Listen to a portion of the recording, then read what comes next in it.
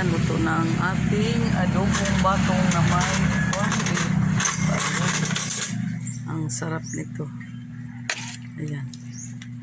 Napamahal pa naman ang kilo nito ngayon. 80. Yung iba naman mayroong 100. Diyos ko. Ayan. Kahit na masarap, maraming naghahanap. Corned beef ang halo niyan, mga ka-idol. Ayan. Tsaka mayroon din tayong lumpia. Luto na din ang ating lumpia na chicken. Ayan. Ayan.